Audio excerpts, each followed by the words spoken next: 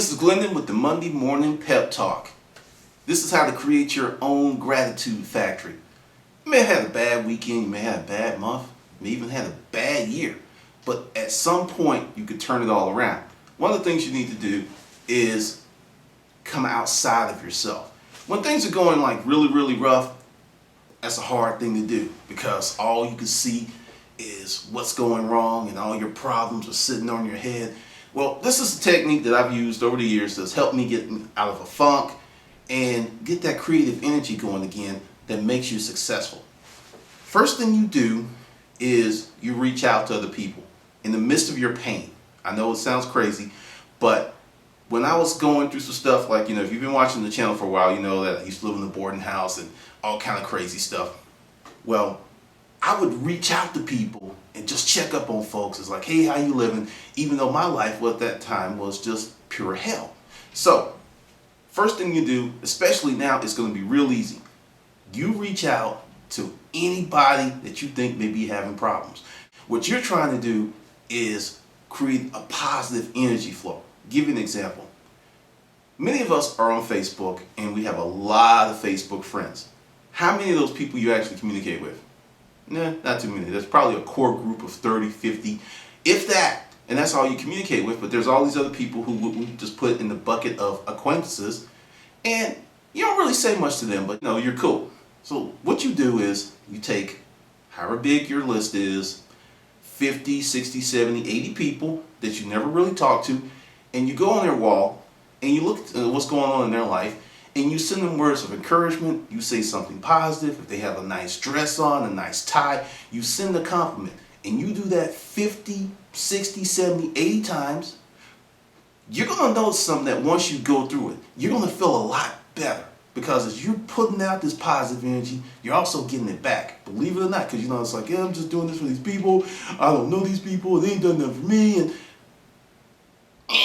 get away from that. Just keep putting that energy out. Because the more you put out, the more it comes back. I'm telling you.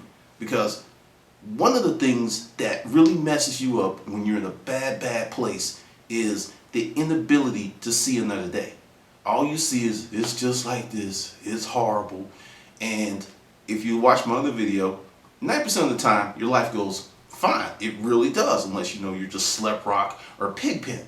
It really does, but we tend to focus on that 10% that's totally jacked up and it overwhelms our perspective. This is a way to help you build perspective, create more energy, and also make people feel better. Because when you do this and you do it over and over and over again, people start looking at you as not just someone, but that someone. That's like, oh, that's my boy, that's my girl, that's that positive person. They're glad to see you. And when they're glad to see you, they'll help you.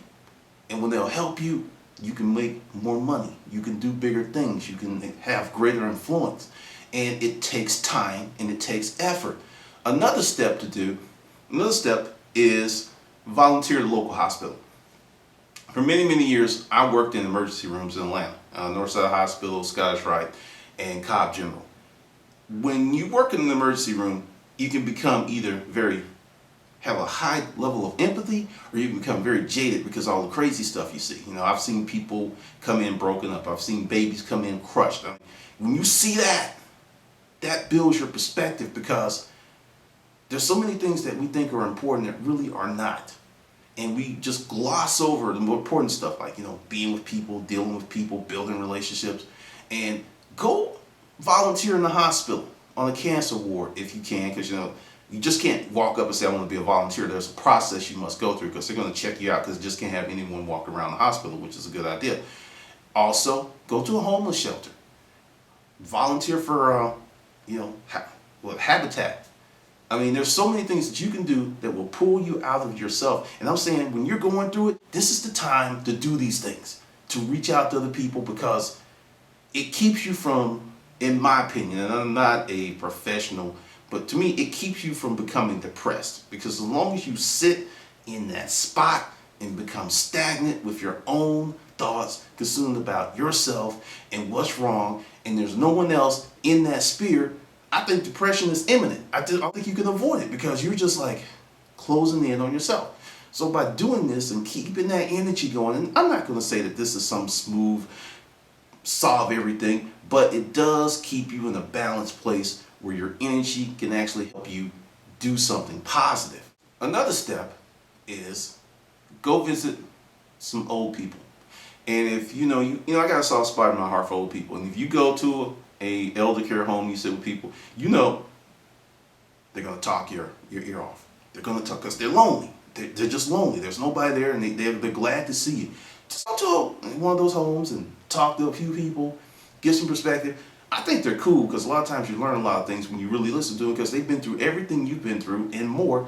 And a lot of times we don't want to listen to them. So go visit some old people in your neighborhood. Just sit with them for a minute. Because when I was a kid, I would get trapped by Miss Jones because I would go. My intention was I'm gonna go spend 30 minutes. And, and that was an ulterior motive because she always had cookies, right? She had cookies, so I was there.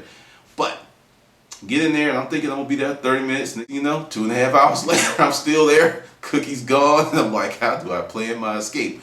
But I think just doing that gave me a greater appreciation of what life's really about, because Miss Jones had this saying, if you live long enough, you're gonna get old. You're gonna be in that position, and you have to kind of build that world that when you're in that position, there's a lot of people out there looking for you, because the time to build that type of social network, so to speak, and family, well, I should say, what we call a social network is actually what in the old school is called a family. You have to start now. You can't do it at 75. You need to do that stuff right now. So by building these relationships and also looking outside yourself, because there's a lot of stuff I went through I don't even talk about on the channel, because for really it's immaterial. It's really immaterial because I went past it, got past it, and life is better than it's ever been. And that's why I can tell you, by doing this type of stuff, it'll keep you stable in a good position to facilitate change and to keep moving forward with your goals. That's the important thing. It's not about how fast you do things. It's how consistent you are. Because if you want to build a business, write a book, have a relationship, whatever you want to do, there's certain things that don't change. You must be consistent. You must have a certain level of integrity.